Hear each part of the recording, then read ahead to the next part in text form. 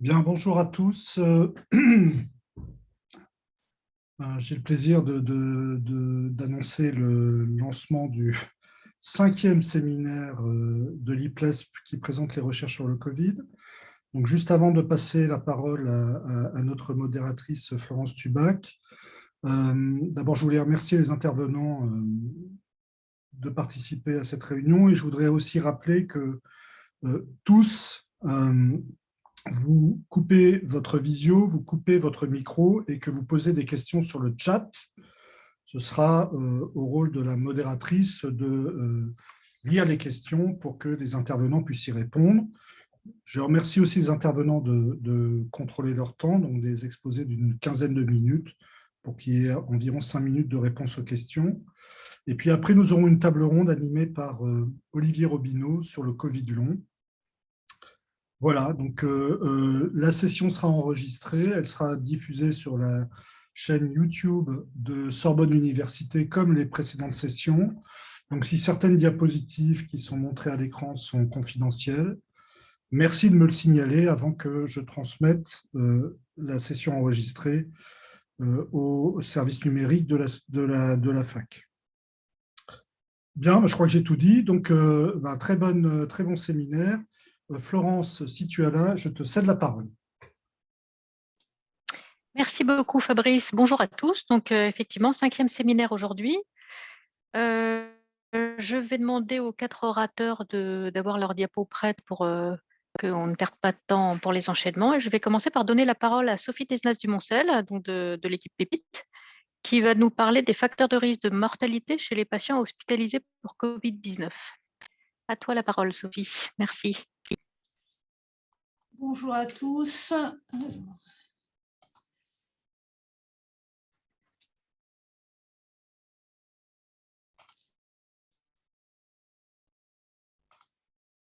Est-ce que c'est bon pour les diapos? C'est parfait. Elles ne sont pas en plein écran, mais…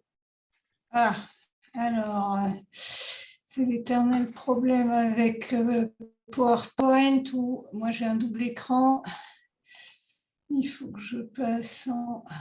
À partir du début. Ouais, c'est ce que j'ai fait. Moi, sinon, on peut rester comme ça. Hein. Bon, ok. Merci. Donc,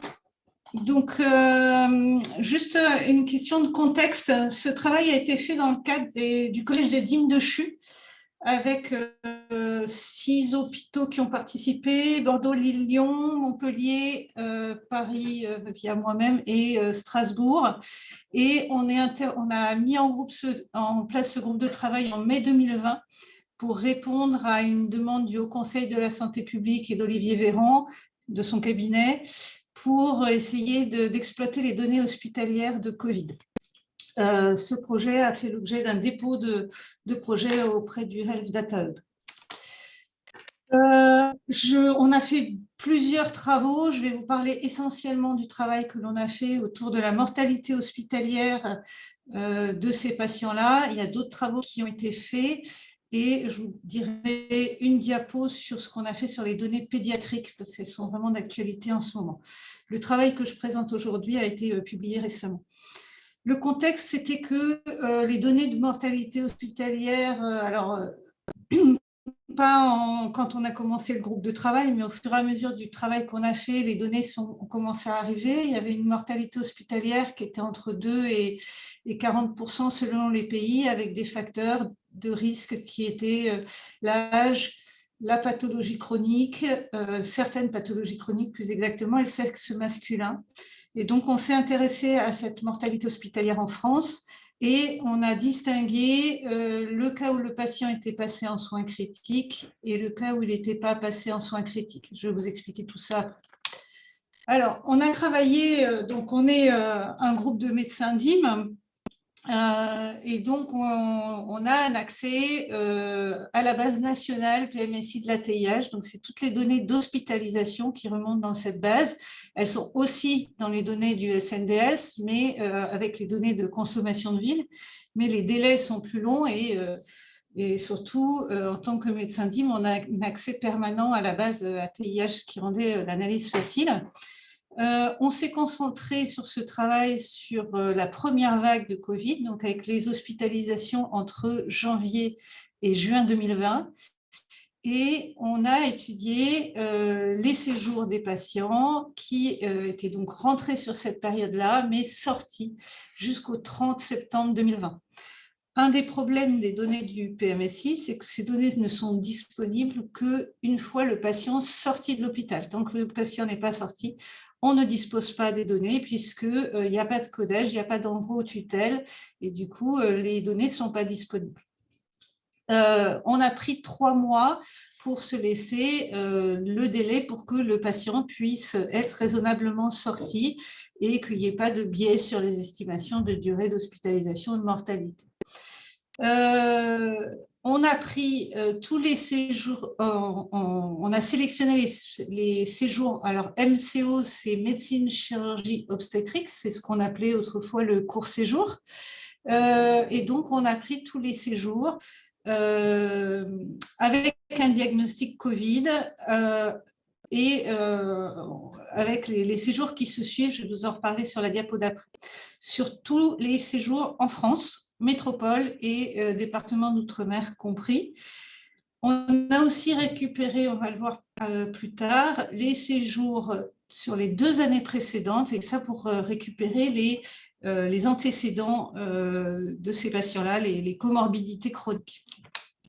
On a exclu un certain nombre de choses, les séjours réalisés en centre d'autodialyse, les séances, c'est-à-dire les chimiothérapies, les radiothérapies, les dialyses, les injections en fer et aphérèse, donc les patients qui venaient juste pour une séance dans la journée, les séjours en erreurs diverses, et puis d'une façon générale, tous les séjours de 0 nuit, ce qu'on appelle en PMSI les hôpitaux de jour, évidemment, sauf les patients qui étaient décédés le jour même de leur arrivée à l'hôpital.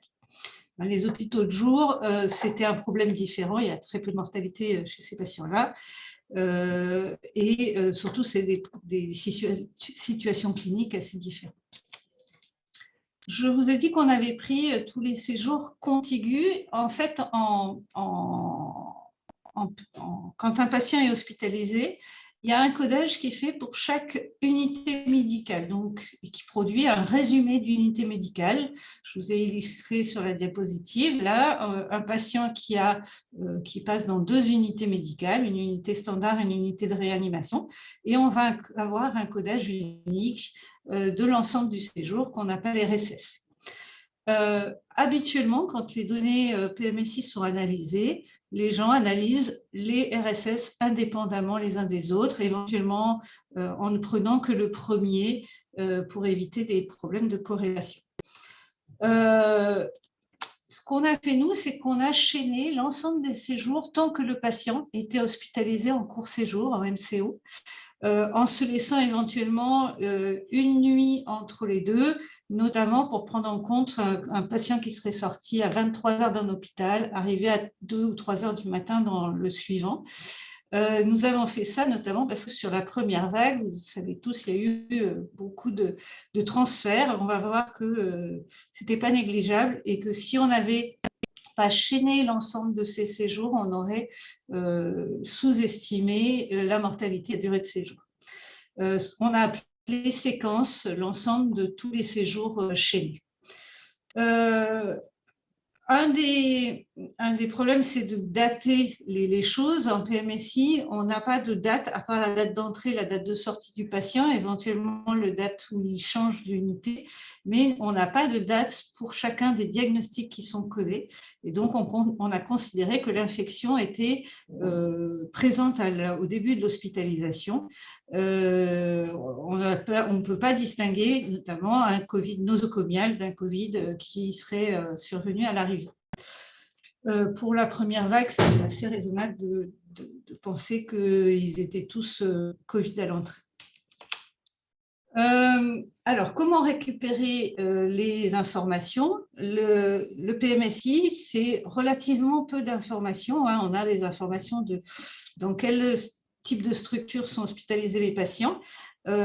à part ça, on a leur âge, leur sexe et des codes diagnostiques et des codes actes. Et donc, qui sont codés avec des classifications. Pour les diagnostics, on utilise la classification SIM10.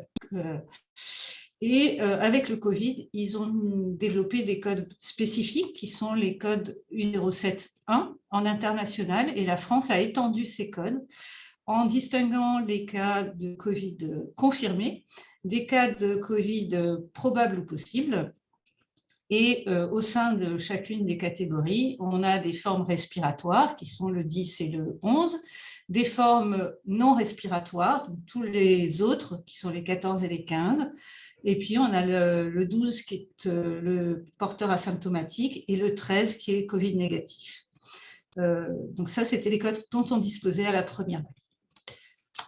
Donc, on a sélectionné les patients avec ces 5 codes-là. Donc, notre étude inclut aussi les patients asymptomatiques. Ensuite, on a distingué si le patient était passé en soins critiques ou pas. Et donc, on a défini qu'un patient était passé en soins critiques s'il avait au moins un résumé en soins critiques. Pour faire cette sélection, on a l'information de l'autorisation de l'unité médicale, l'autorisation administrative, et on a récupéré cette information. On a analysé ensuite l'âge avec les 6 catégories qui sont mentionnées, le sexe. On s'est intéressé à l'indice de masse corporelle. Vous savez qu'il y avait un grand débat autour, est-ce que les patients avec obésité, surpoids sont plus à risque de mortalité? Le problème, c'est, on revient toujours à ce problème-là quand on analyse des données PMSI, c'est leur codage. Il existe des codes de surpoids, d'obésité, avec des seuils pour l'IMC. En pratique, seuls les IMC au-delà de 40 influencent la tarification du séjour.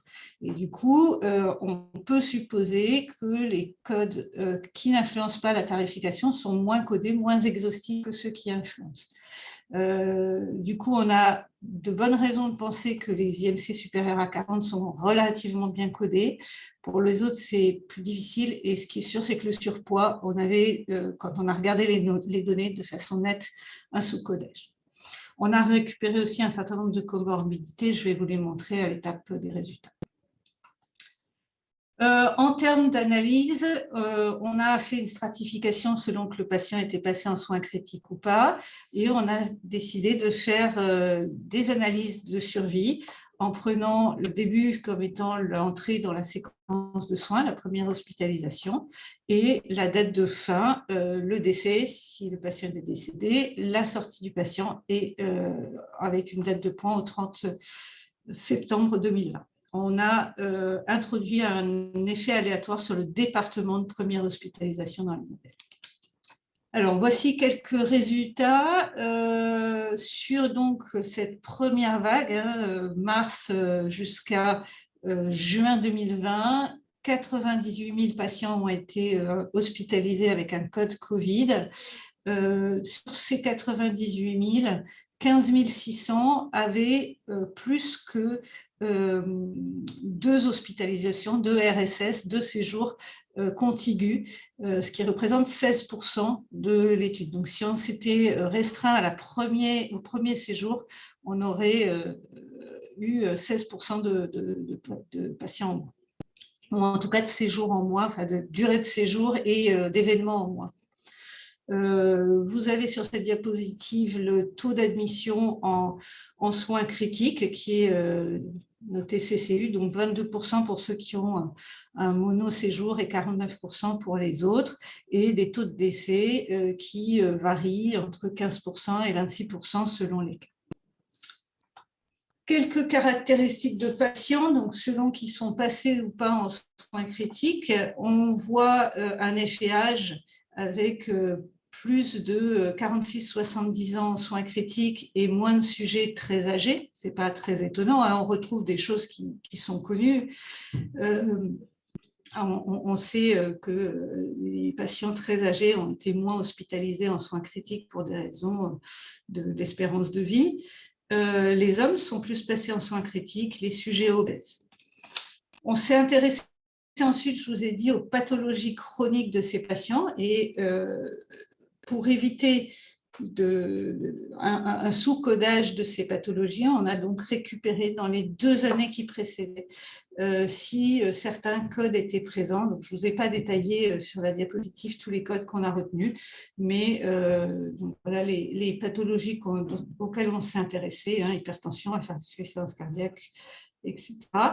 À noter qu'il y a un peu moins de passages en soins critiques chez les patients qui présentent une maladie rénale chronique, un cancer, une démence et puis un antécédent d'AVC. Évidemment, ces résultats-là ne sont pas indépendants de l'âge. On peut imaginer que les démences sont plus souvent les sujets de plus de 85 ans. Sophie, je t'alerte juste sur le temps. J'ai presque un quart d'heure. Ouais. D'accord. Alors, je vais passer vite sur les pathologies aiguës qui sont plus fréquentes en soins critiques et donc des durées de séjour qui sont un peu plus importantes en soins critiques. Et au total, on a 17% de décès chez les sujets qui ne sont pas passés en soins critiques et 24% en soins critiques.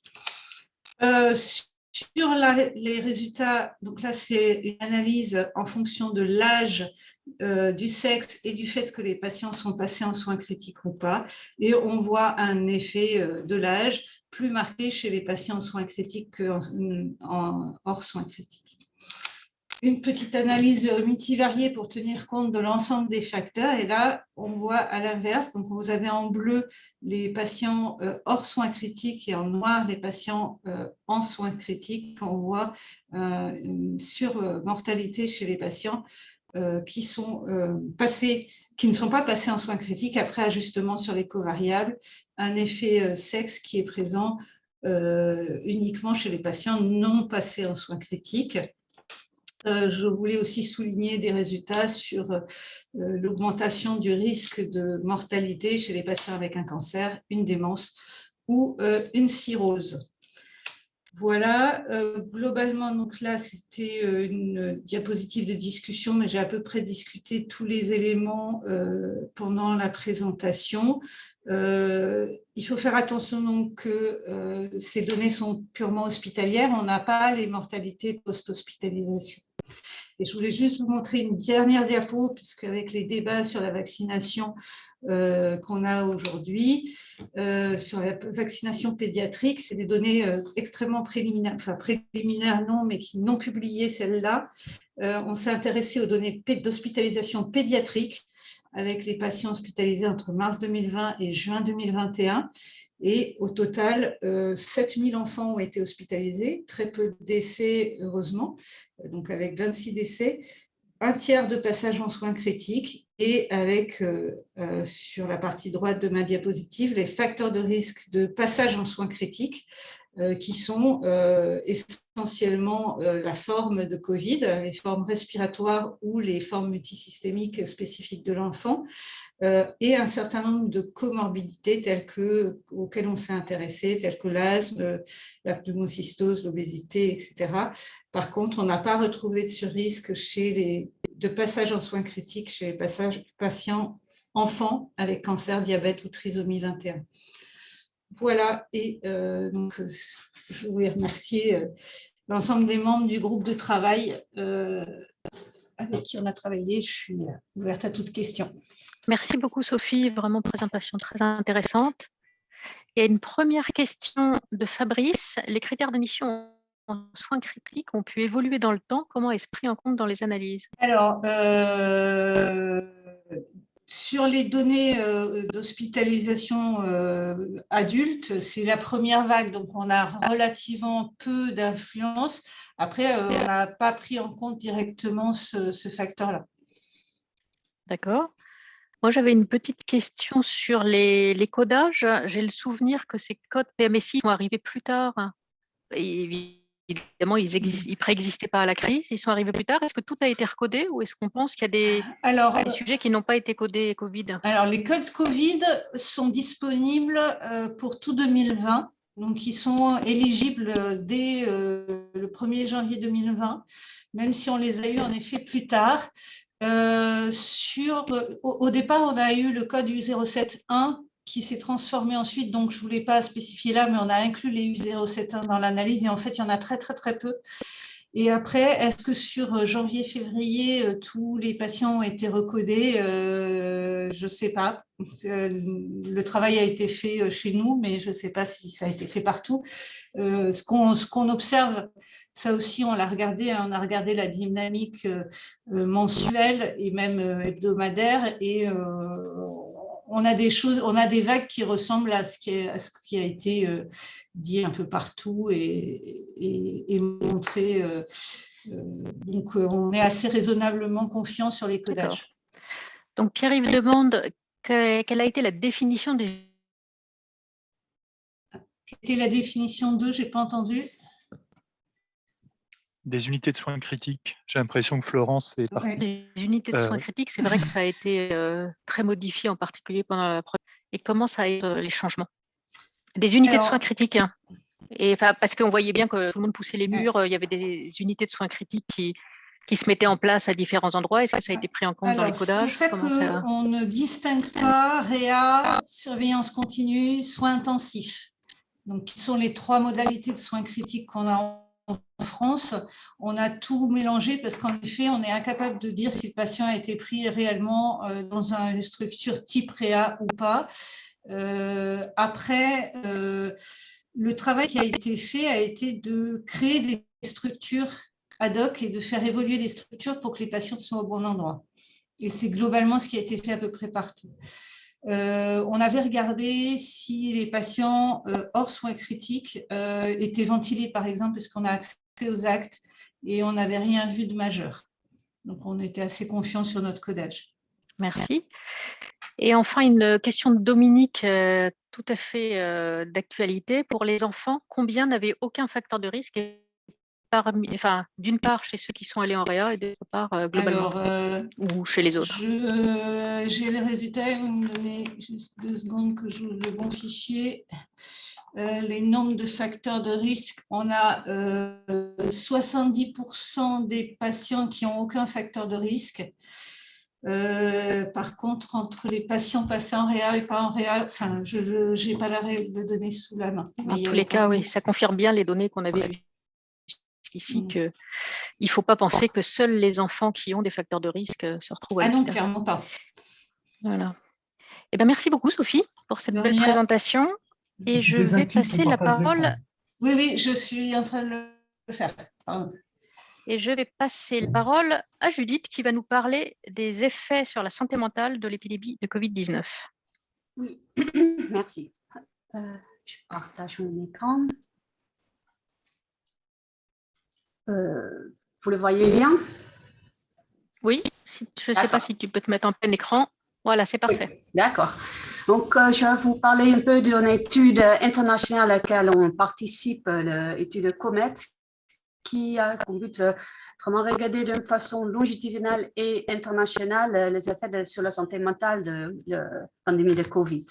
Donc, juste un peu de contexte pour donner un peu idée de quoi on parle. Maintenant, c'est aussi bien établi qu'en dehors de l'impact physique, la maladie Covid peut aussi avoir un impact sur la santé mentale, un impact direct pour les personnes infectées, mais aussi un impact psychologique indirect en travers, par exemple, des mesures de confinement ou des autres distanciation sociale.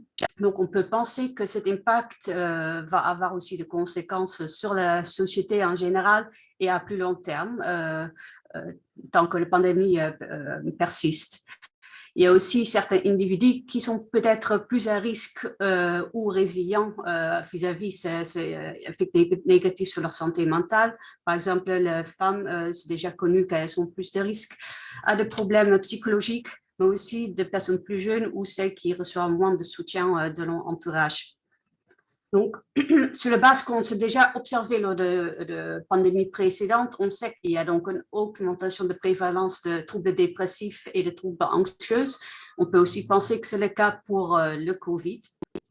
Et une étude ou une revue systématique qui vient d'être publiée dans le Lancet a pu confirmer ça, que c'était bien le cas à l'échelle globale. Donc, ici, on voit bien là la différence de prévalence pour la dépression majeure dans l'année 2020. Et on voit, bon, en global, la plupart des pays ont une prévalence de dépression qui a augmenté de facteur à 25%. Et pour l'anxiété, c'est à peu près le même cas de figure. Et comme vous voyez, la plupart des cartes sont colorées en rouge, donc ce n'est pas un effet isolé, c'est vraiment un effet mondial.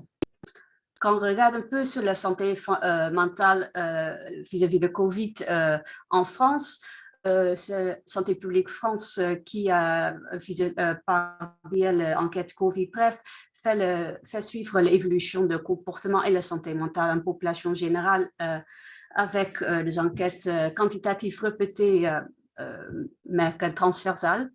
Et là, pareil, on voit que là, le dernier chiffre de novembre de cette année, l'anxiété et la dépression ont des taux de prévalence importants.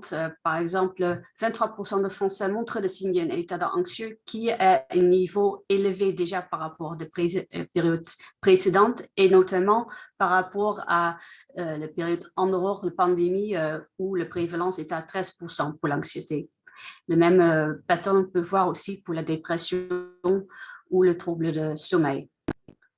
Donc, on sait donc que le Covid peut avoir un impact sur la santé mentale, mais on voit aussi qu'il y a des différences entre les différents pays et qui peuvent aussi être attribuées à l'effet que la pandémie elle-même, donc le nombre de personnes qui sont malades dans certains pays ou la durée que la pandémie présente dans un certain pays, mais aussi l'emploi de différentes mesures pour empêcher de problèmes de continuation, par exemple le confinement. De plus long que ça dure, de plus ça peut avoir un impact sur la santé mentale, ou encore la fermeture des écoles ou des crèches qui peut avoir des effets plus importants pour les familles. Donc, en dehors de ces mesures plus générales sur le niveau de santé publique, il y a aussi bien sûr des facteurs individuels qui peuvent avoir un impact et influencer la façon dont elle peut impacter la santé mentale d'une personne. Donc, il y a bien sûr la vulnérabilité génétique et biologique vis-à-vis du stress, mais aussi de certaines personnes vulnérables dans la population sont plus à risque. Par exemple, celles avec un historique de troubles psychologiques, des migrants ou encore les personnes qui ne bénéficient pas d'un réseau social important. Mais bon, ça, c'était ce qu'on savait par rapport à des pandémies précédentes. Et donc, c'est pour ça qu'on voulait aussi savoir qu'est-ce que l'impact de Covid elle-même, c'était sur la santé mentale. Et c'est pour ça, tout au début de la pandémie, il y a un consortium qui se formait, le consortium COMET, qui était mené par des chercheurs de Vrije Universiteit Amsterdam et qui a su assembler 16 partenaires internationaux de différents pays, donc parmi l'Italie, la France, l'Allemagne, mais aussi des pays comme l'Afrique du Sud, l'Indonésie, la Chine et l'Australie. Et donc en France, l'INSERM et le HP sont des partenaires avec moi et 3 de mes collègues qui sont impliqués dans ce consortium. Donc, le but de ce consortium, le but général, c'était vraiment de regarder c'était quoi le parcours longitudinal de problèmes de santé mentale pendant la pandémie de Covid vis-à-vis des mesures qui ont été mises en place pour contrôler la pandémie et aussi des autres facteurs de stress liés au Covid. Et il y a aussi quelques buts annexes, par exemple, regarder le développement de troubles de santé mentale, notamment l'anxiété et la dépression, les populations qui étaient le plus à risque d'être impactées par ces troubles-là, et des autres expériences ou de sentiments vis-à-vis de Covid. Donc, c'est pour là on a fait donc mis en place une enquête en ligne avec l'idée c'était qu'au moins 500 personnes par pays participante qui étaient recrutées. Le recrutement se passait par échantillonnage en boule de neige, que donc notamment en utilisant des mailing lists, par exemple des universités, des médias sociaux et le bouche à l'oreille. Et le participant recruté complétait des questionnaires par une plateforme complètement en ligne.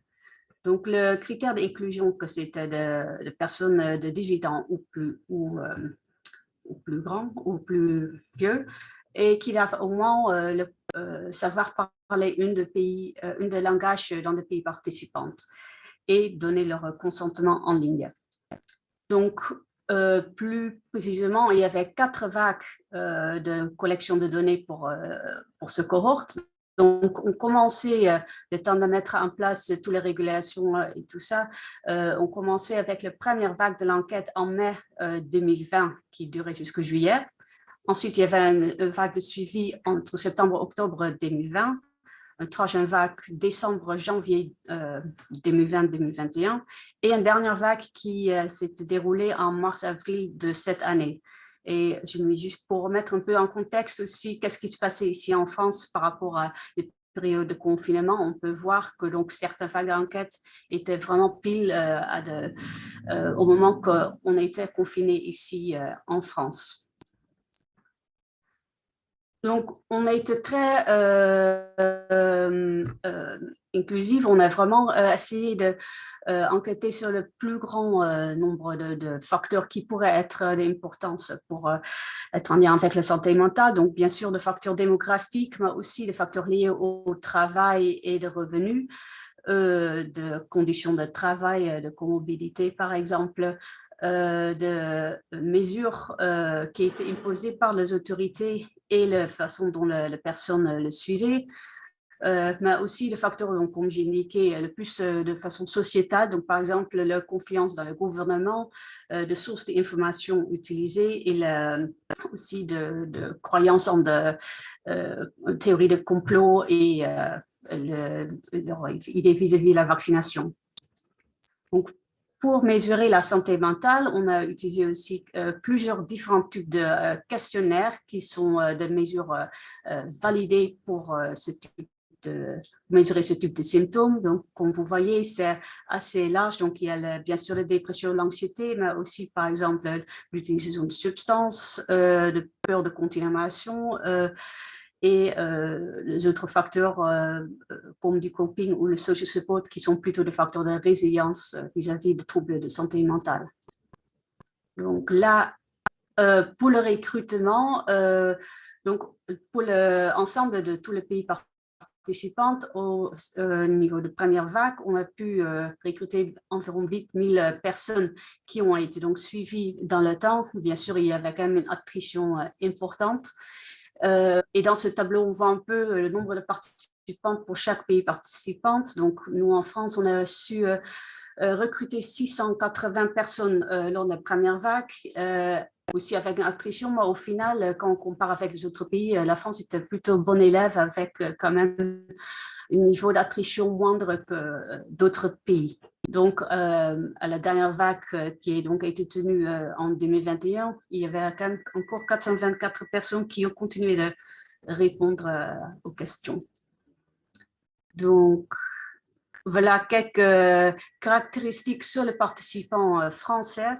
Donc, c'était surtout de personnes d'âge aux alentours de 46 ans, un nombre très important, pourcentage très important de femmes, ce qui est assez normal pour ce genre d'enquêtes qui sont sur la santé mentale et menées en ligne. 50% habitaient dans un contexte urbain. Pareil, 50% environ étaient mariés. Le niveau d'éducation était plutôt élevé avec quand même des personnes surtout au niveau de bac +2 ou plus haut que ça. Et presque 3/4 de notre échantillon était en situation de travail.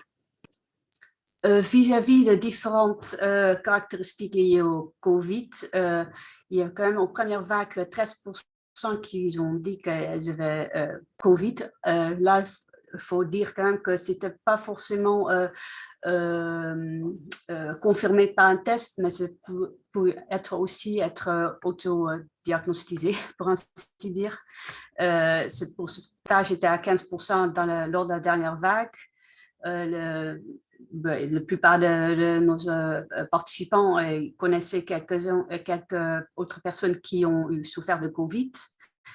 Le niveau de détresse vis-à-vis le Covid, et ça c'est pas que la maladie, mais la situation dans son ensemble, était assez élevé, disons 42% au début, et ça montait quand même un peu avec le temps. Et le soutien pour de régulation ou de mesures imposées par le gouvernement a quand même un peu diminué avec la durée de pandémie. Donc, avec ces données-là, donc on a pu faire des études internationales, donc vraiment de comparaison à l'échelle internationale et aussi des analyses ici en France. Donc là, par exemple, une étude internationale regardait le changement dans le niveau d'anxiété et de dépression pendant la première année en comparant 6 pays européens et l'Australie, et en regardant aussi s'il y avait des différences vis-à-vis le président de santé mentale ou le statut migratoire. Je passe un peu sur cette graphique-là, je montre tout de suite les résultats. Donc là, on peut voir que quand même, la plupart des pays avaient un peu le même pattern avec les personnes qui ont déjà souffert de troubles mentaux avaient des niveaux de prévalence plus élevés de dépression et de l'anxiété pendant la première année de COVID. C'est la ligne verte dans ces graphiques, bien que donc la ligne bleue pour les personnes non concernées qui était plus basse. Mais on ne voit pas trop de différence entre les pays. Donc, bon, ça c'est un peu la même tendance partout. Et pareil pour le statut migratoire, là, on ne voit pas vraiment un effet, on voit que les lignes sont superposées. Donc, il n'y a pas donc d'indication que le statut migratoire peut être associé à une prévalence plus élevée de troubles d'anxiété ou de dépression pendant la pandémie. Donc, ici en France, on vient de publier une étude aussi sur l'impact de Covid ou surtout l'impact de soutien social et la solitude pendant la pandémie en France. Donc, le soutien social est un facteur protectif vis-à-vis de problèmes de santé mentale en dehors de la période Covid, mais aussi des études qui ont aussi démontré ça pendant le Covid. Et la solitude est un facteur de risque important pour des troubles de santé mentale. Donc, on voulait regarder ça d'une façon longitudinale et mettre ça en lien avec l'anxiété et la dépression ici en France, pour voir si ces deux facteurs étaient facteurs de résilience ou encore un facteur de risque contribuant à ce trouble-là. Bon, je passe un peu vite ici. On a utilisé quelques questionnaires validés pour mesurer notre exposure et outcome d'intérêt. Et on fait des analyses de trajectoire qu'après on met en lien avec notre outcome, donc anxiété et dépression vis-à-vis de régression linéaire ajustée. Donc, pour le soutien social, on a trouvé 4 trajectoires. Donc, il y a quand même un pourcentage important de personnes françaises qui va de soutien social fort ou même très fort, presque 40%, et que ce niveau de soutien social ne semblait pas de fluctuer avec la pandémie. Donc, ce n'est pas que leur soutien social a baissé, par exemple, suite au confinement. Mais il y a aussi quand même des personnes qui ont soutien modéré et quand même 17% de personnes qui disent qu'ils ont un manque de soutien social, donc ils n'ont pas assez de soutien social. Après, on voit aussi pour la solitude 4 trajectoires. Donc, pareil, il y a quand même 17% qui sont pas trop concernés, ils se sentent pas trop seuls, mais il y a certains groupes aussi, et notamment là, en bleu clair, qui avaient déjà un niveau de solitude assez importante et qu'on voit qu'avec la durée de la pandémie qui continue, que leur niveau de solitude monte jusqu'au niveau très important. Moi, Judith, mais il va falloir accélérer un petit peu si on veut un peu de temps pour les questions. Merci. Oui, donc je passe là vite fait au résultat. Donc là, dans notre modèle final, on voit que donc le manque de soutien social et notre trajectoire de solitude sont prédisent donc la dépression, le symptôme de dépression, et également notre trajectoire de solitude, surtout celles qui sont très élevées, sont aussi prédicteurs de niveau d'anxiété dans notre population. Donc là, là, je peux passer. Je voulais juste encore insister que, en fait, ce cohorte-là, c'est quelques études qu'on a commencées. Mais il y a encore plein de perspectives de recherche. En France, on a deux études en cours aussi avec les données françaises. Et à niveau international, il y a différents groupes dans les autres pays qui travaillent sur des questions en lien avec de santé mentale et à partir de ces données.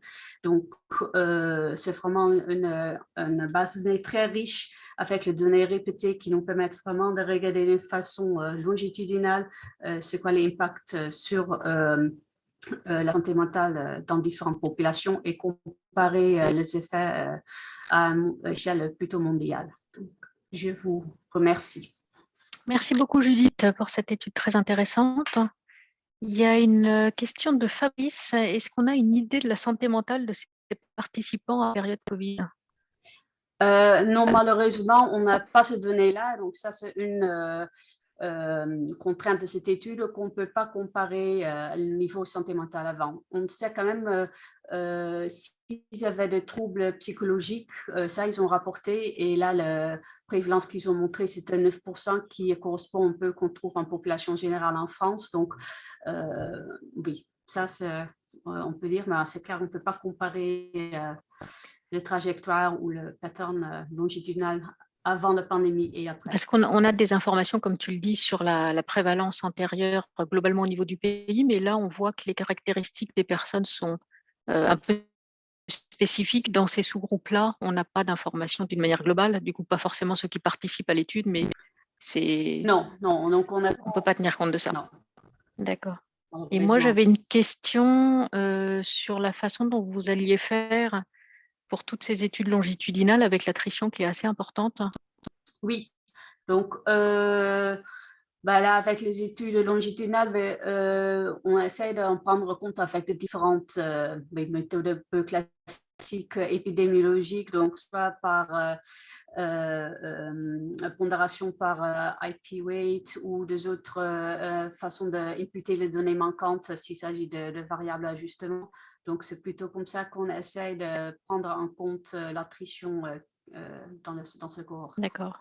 Après, avec surtout les études internationales comparatives, on a quand même en tenant compte de l'attrition, on a quand même une bonne partie de population, donc 3000 observations qui sont quand même là. Donc, ça donne quand même aussi la possibilité de faire des études ou de répondre à certaines questions avec assez d'observations. D'accord. Merci beaucoup, Judith. On va te demander d'enlever le partage et je vais passer la parole à Fabrice qui va nous parler du suivi sérologique des participants de l'étude multicohorte SAPRIS. Quelles leçons?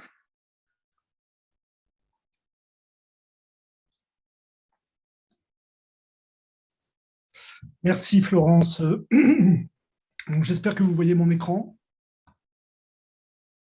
Oui. OK. Donc, je rappelle juste, parce que j'ai déjà présenté l'année dernière cette étude, que l'étude SAPRIS-Séro, et SAPRIS, c'est une étude qui a recruté dans des grandes cohortes généralistes, l'idée étant que ces cohortes avaient déjà une infrastructure pour recueillir des données, qu'il existait des biobanques préalables, et que plutôt que de mettre en place une étude de novo qui est toujours compliquée à mettre en place, on pouvait tirer parti du suivi longitudinal de ces patients, de ces participants qui étaient par ailleurs bien phénotypés. Et donc, les 4 cohortes qui ont été concernées sont 3 cohortes adultes, Constance, que certains d'entre vous connaissent, les assurés du régime général, E3N, E4N, qui est une cohorte transgénérationnelle avec 2 voire 3 générations, l'étude Nutrinet Santé, qui est une cohorte nutritionnelle, une e-cohorte, et puis une cohorte pédiatrique qui regroupe 2 cohortes que sont ELF et EPIPAGE 2, qui s'appellent RECODE. Je rappelle également que dans ce projet, on voulait à la fois recueillir des informations sur le Covid et ses conséquences sur différents aspects, aussi bien sur les aspects cliniques, mais aussi sur les aspects sociaux, psychosociaux, les conséquences sur l'organisation du travail et la vie sociale, par l'intermédiaire d'autoquestionnaires qui étaient administrés aux participants des cohortes. Et 4 autoquestionnaires sont prévus, donc 3 ont été administrés. Les 2 premiers encadraient la première période de confinement entre le mois de mars et le mois de mai 2020. Un deuxième questionnaire a été passé entre juin et septembre 2021 et on prévoit un dernier questionnaire l'année prochaine. Et parallèlement à ça, on a mis en place une étude de séroprévalence où l'idée était de mesurer le taux d'anticorps chez les participants de ces cohortes, avec une première campagne qui a concerné l'ensemble des sujets qui avaient répondu finalement, ou quasiment l'ensemble, aux 2 premiers questionnaires et qui a donc porté sur environ 100 000 sujets. Et puis un suivi qui a été beaucoup plus restreint et que je vais présenter dans les diapositives suivantes, avec en particulier pour la campagne qui a été mise en place en 2021, l'idée de suivre 16 000 des participants qui avaient été prélevés en 2020 et d'étendre aux contacts familiaux, et avec une répétition qui est prévue en 2022. Donc les sérologies, comment ça se passe? C'est du sang capillaire qui est prélevé sur buvard. Tous ces buvards, vous avez un exemple de buvard ici, qui sont centralisés. Il a fallu mettre en place la biobanque. Ils sont punchés, c'est-à-dire poinçonnés. Et puis après, les punchs sont élués dans des tubes qui sont adressés au laboratoire de virologie de Xavier de Lamballerie à Marseille pour analyse sérologique. Et dans la première vague de sérologie, nous avions utilisé 3 tests sérologiques détectant les anticorps contre la protéine spike du virus SARS-CoV-2 pour le premier test qui est un ELISA qui mesure les immunoglobulines G contre cette protéine spike, auquel on rajoutait, selon les valeurs de ce premier test qui était fait systématiquement sur tous les prélèvements, un test mesurant les anticorps neutralisants, ceux qui sont vraiment capables d'inhiber la croissance virale lorsqu'on les met en contact du sérum du patient, et puis un test ELISA nucléocapside dont je parlerai. Alors, le bilan de la première campagne, je n'ai jamais eu l'occasion de vous le présenter, puisque j'avais présenté des résultats anticipés. On a eu 140 000 participants à l'un ou l'autre des 2 questionnaires administrés entre avril et mai 2020. Et on a réalisé, on avait un pool d'environ 92 000 sérologies potentielles, on a pu en réaliser 88 232 exactement. Et vous avez le détail que je ne vais pas préciser par cohorte participante. Je ne vais pas non plus montrer les résultats de l'analyse des sérums prélevés jusqu'au mois d'octobre 2020, donc c'est 90 000 sérums analysés, juste une diapo qui montre qu'on a pu caractériser le statut finalement à l'issue de la première vague en termes d'infection aux différents anticorps selon l'âge dans la population et en utilisant des techniques de redressement sur l'âge, le sexe, la CSP, être capable d'estimer que la séroprévalence à l'issue de la première vague était aux alentours de 5,1%. Et vous avez sur la carte de gauche le niveau de prévalence régionale. Et on a pu montrer également que cette prévalence était très superposable finalement au cas de Covid clinique qui avait été répertorié dans ces 2 premiers questionnaires pendant le mois de mai, le mois d'avril et mai 2020. Un résultat qui était intéressant, c'était la forte association entre la présence de symptômes au cours de la première vague et la complétude de la réponse anticorps. Vous avez sur l'axe des abscisses le titre en IgG anti-spike, sur l'axe des ordonnées, le titre en IgG antinucléocapside, et la couleur du point, c'est le niveau de neutralisation. Et on voit que chez les sujets qui ont eu des symptômes, il y a beaucoup plus de réponses complètes en anticorps, c'est-à-dire avec un ELISA anti-spike positif et nucléocapside positif et une neutralisation élevée, que chez les sujets qui ont une forme plutôt asymptomatique. On a pu mettre en évidence aussi, à l'issue de cette première vague, des facteurs associés à la présence d'anticorps anti-SARS-CoV-2 dans le sang. Et parmi ces facteurs, bien sûr l'âge, bien sûr la région, une grande hétérogénéité régionale, mais plus fréquemment des anticorps positifs chez les femmes que chez les hommes, toutes autres choses étant égales par ailleurs. On retrouvait également une plus fort niveau d'exposition chez les professionnels de santé, lorsqu'un enfant habitait au domicile de la personne qui contribue à l'étude, et un résultat qui a déjà été documenté et discuté également, un plus faible niveau d'anticorps chez les sujets fumeurs par rapport aux non-fumeurs. Donc là, maintenant, je vais me concentrer sur la phase de suivi. Donc, pour les 88 000 sujets, enfin les 82 000 adultes plus exactement, qui ont été questionnés et prélevés et pour lesquels on dispose d'une sérologie, on a pu recueillir entre juin et septembre 2021 56 000 questionnaires de suivi et qui donc ont interrogé sur tout ce qui s'est passé depuis le précédent questionnaire. Et comme je vous l'avais dit, on avait prévu de faire environ 16 000 sérologies chez les participants, et je ne parlerai pas des sujets contacts, puisque l'analyse est toujours en cours, et on a pu recueillir environ 15 000 sérologies chez ces participants, donc avec plutôt une bonne participation globalement, et ceux pour lesquels on a à la fois le questionnaire et la sérologie représentent 13 971 participants.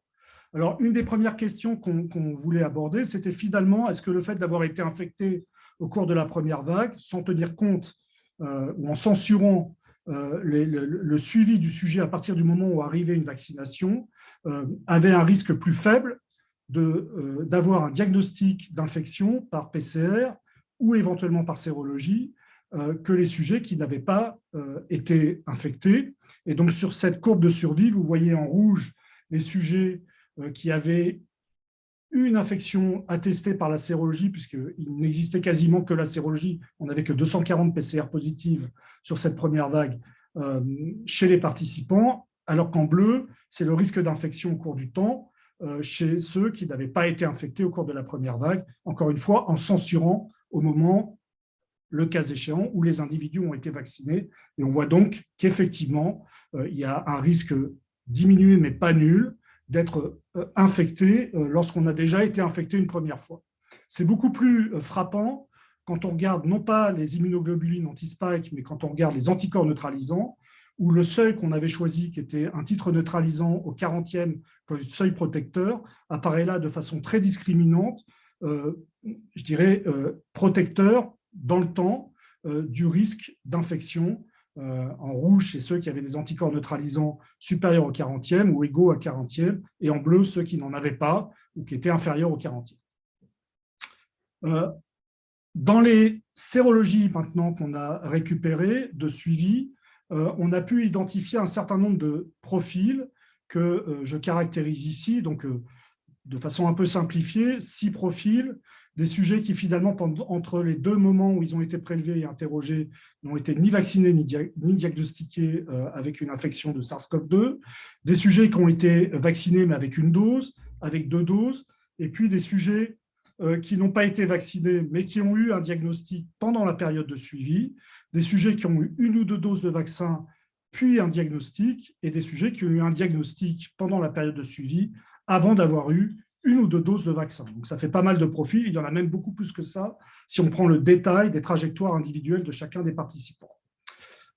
Et donc, ce qu'on peut regarder, quand on regarde là les immunoglobulines anti-spike, et uniquement ce test-là dans la sérologie de suivi, c'est le seul que j'ai disponible aujourd'hui, la neutralisation, je n'ai pas encore les résultats, c'est la très grande hétérogénéité, évidemment, selon les différentes trajectoires des individus.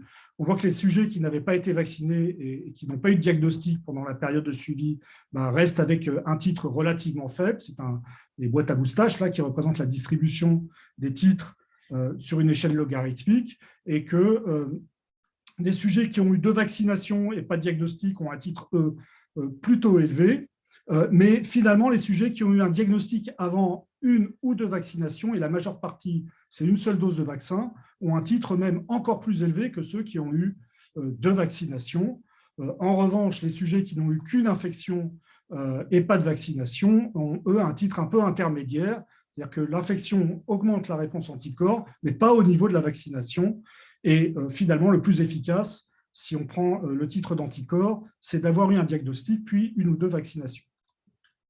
Alors, il y a un effet un peu particulier, je m'excuse pour cette diapo qui est un peu chargée, mais selon l'âge, associé à ces différents profils. De façon assez schématique, lorsqu'on a eu une vaccination ou 2 vaccinations, mais qu'on n'a pas été infecté, on voit qu'il existe une corrélation négative entre l'âge, qui est représenté donc, en ordonnée, de 20 à 30 ans jusqu'à 80 et plus, et le titre d'anticorps en ELISA. Et vous voyez là une corrélation négative chez ceux qui ont eu une dose, une corrélation négative chez ceux qui ont eu 2 doses. En revanche, quand on regarde l'infection, et c'est un résultat qu'on avait déjà retrouvé à l'occasion de la première vague, il y a au contraire une corrélation positive chez ceux qui ont été infectés ou qui rapportent un diagnostic d'infection et l'âge, et qu'on retrouve également chez ceux qui ont été vaccinés avant d'avoir eu une infection, mais fort heureusement, il y en a très peu, puisque ce sont a priori des échecs vaccinaux. On a bien sûr tenu compte des délais de réponse vaccinale pour analyser ces données. Donc, un effet un peu paradoxal de corrélation entre l'âge et le titre d'anticorps. On a fait un focus sur les sujets qui ont eu 2 doses de vaccin et qui n'ont pas eu d'infection pendant la période de suivi. Et vous avez ici les effectifs selon les combinaisons de vaccins. Donc, AST, c'est 2 fois le vaccin adénovirus AstraZeneca, et puis Pfizer, Moderna, AstraZeneca, puis Pfizer, AstraZeneca, puis Moderna, et les effectifs qui figurent dans chacun, pour chacune des boîtes à moustaches qui sont présentées. J'aime beaucoup ce terme. Donc, vous voyez que globalement, eh bien, avoir eu 2 doses d'AstraZeneca, qui était quand même, je vous rappelle, le premier vaccin recommandé chez les personnes les plus âgées, et associé à une réponse bien moins forte, et bien sûr, ce résultat persiste après ajustement sur l'âge, que lorsqu'on a eu 2 Pfizer.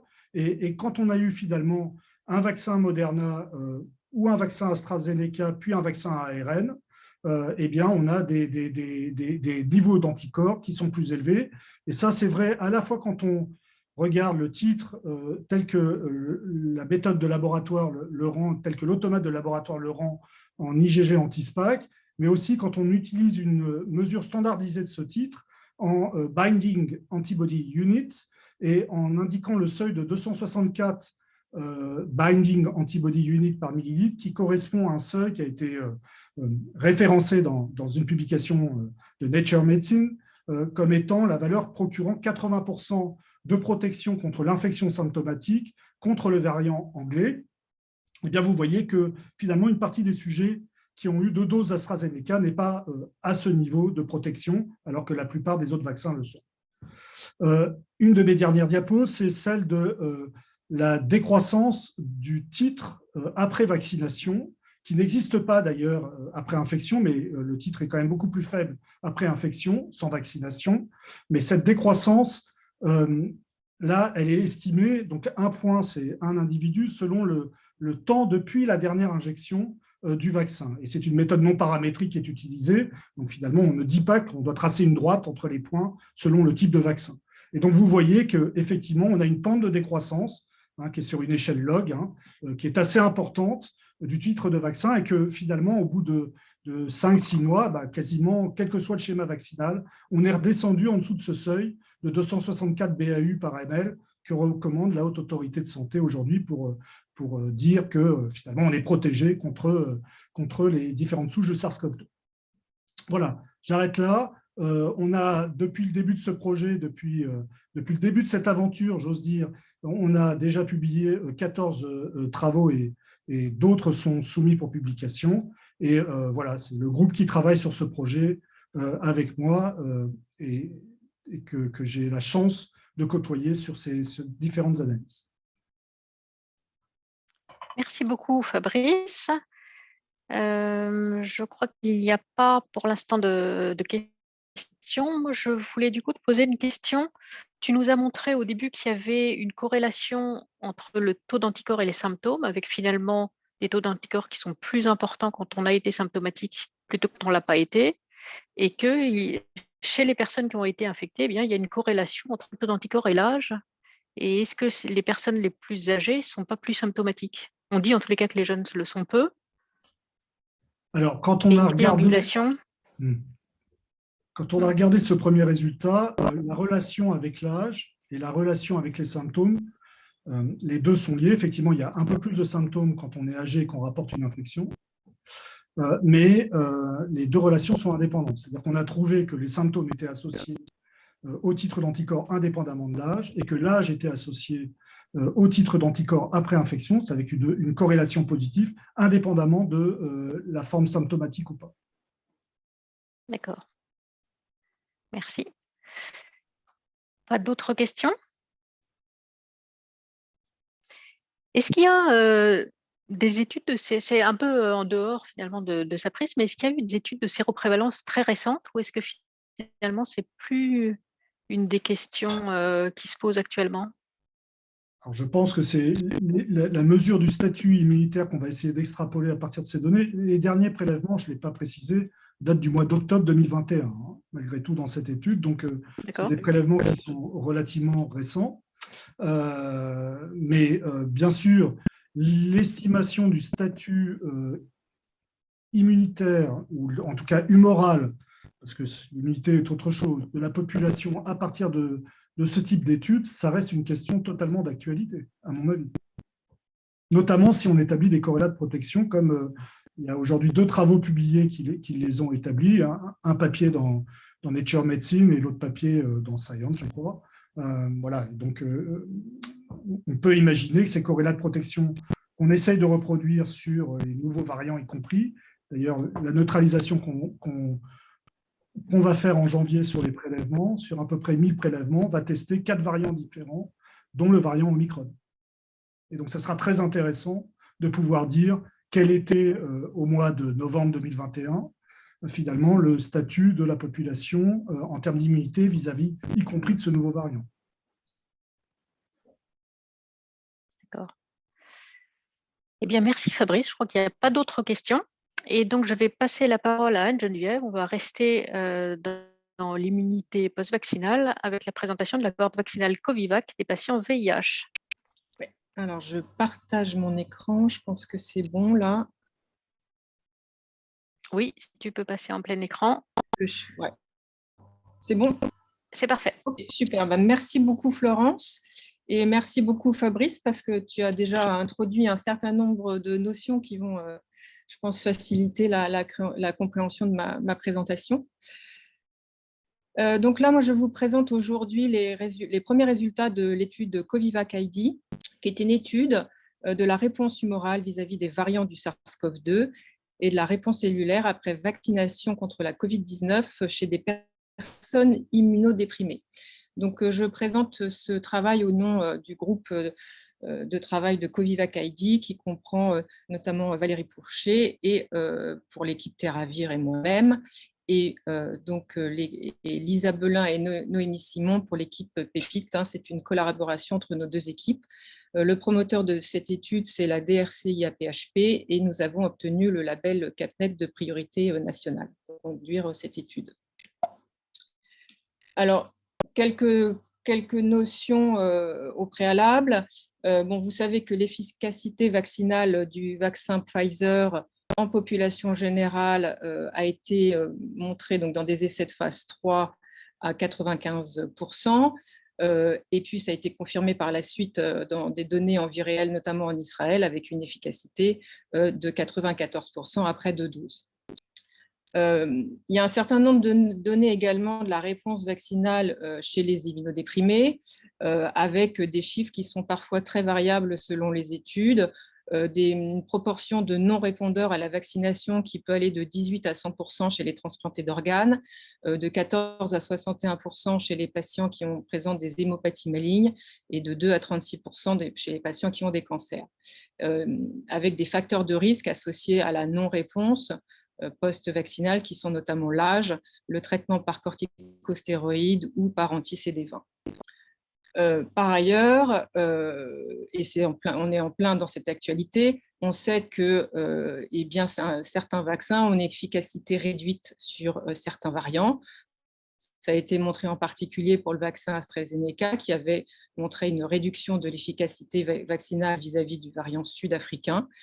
Et puis, une réduction aussi du pouvoir neutralisant, un sérum de patients qui ont été vaccinés par le vaccin Pfizer sur le variant sud-africain, et plus récemment, vous l'avez sans doute vu, une réduction de l'efficacité également sur le variant Omicron. Et parallèlement à ça, il y a relativement peu de données sur l'immunité cellulaire générée par la vaccination, et en particulier chez les immunodéprimés. Donc, nous, là, on s'est intéressé d'abord aux patients donc, infectés par le VIH, avec, je vous l'ai dit, un faible taux finalement de non-réponse dans certaines études, de 0 à 4%, avec des titres d'anticorps qui sont assez comparables à ceux qu'on peut retrouver dans la population non-VIH, dans un papier là, publié dans CID, et puis des facteurs qui ont été associés à un titre en anticorps plus élevé chez ces patients infectés par le VIH, notamment être vacciné par un vaccin ARN, Pfizer ou Moderna, le fait d'être une femme, ou d'avoir un taux de CD4 élevé, et une faible réponse anticorps avait été associé à un taux de CD4 inférieur à 200 cellules par millimètre cube. En revanche, chez les patients VIH, il n'y a pas de données donc, sur la réponse vaccinale vis-à-vis des différents variants. Donc, assez rapidement, avant l'arrivée même des vaccins, on s'est posé la question au sein du GH Sorbonne Université de l'intérêt d'évaluer cette réponse vaccinale chez les patients immunodéprimés, puisque sur le site, on prend en charge de nombreux patients immunodéprimés. Et donc, nous avons monté donc, cette étude, qui est une étude de cohorte non comparative, multicentrique, et qui, vous voyez, enfin multicentrique au sein du GH, avec 19 centres qui ont participé, 19 services cliniques au sein du GH. Donc, la population concernée, ce sont des patients immunodéprimés. Nous avons inclus donc, des patients dans 5 sous-cohortes du même effectif, des patients atteints de maladies auto-immunes et auto-inflammatoires, des patients infectés par le VIH, des patients infectés, atteints de sclérose en plaques, de cancers solides et des transplantés d'organes. Donc 5 sous-cohortes, et dans chaque sous-cohorte, on avait prévu d'inclure 97 patients, donc un total de 485 patients. L'objectif principal de l'étude Covivac-ID était d'évaluer la capacité neutralisante des anticorps vis-à-vis de différents variants du SARS-CoV-2 après vaccination donc, par le vaccin Pfizer à J28, AM1 et M6 et M12 de la dernière injection. Donc, le critère principal d'évaluation de cette étude, c'est la proportion de patients qui présentent un titre d'anticorps neutralisant supérieur à 1/10 à 1 mois de la première injection. Alors, vis-à-vis de la souche sauvage, ça on l'avait prévu, 2 différents variants qui existaient à l'époque qui circulaient quand on a écrit le protocole, c'est-à-dire le variant anglais, le variant sud-africain, et on avait prévu donc d'éventuels autres variants qui seraient amenés à émerger.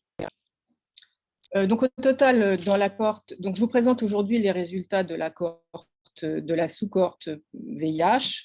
Les autres, je vous le montrerai, enfin, je citerai par la suite, les autres sous-cohortes sont en cours d'évaluation.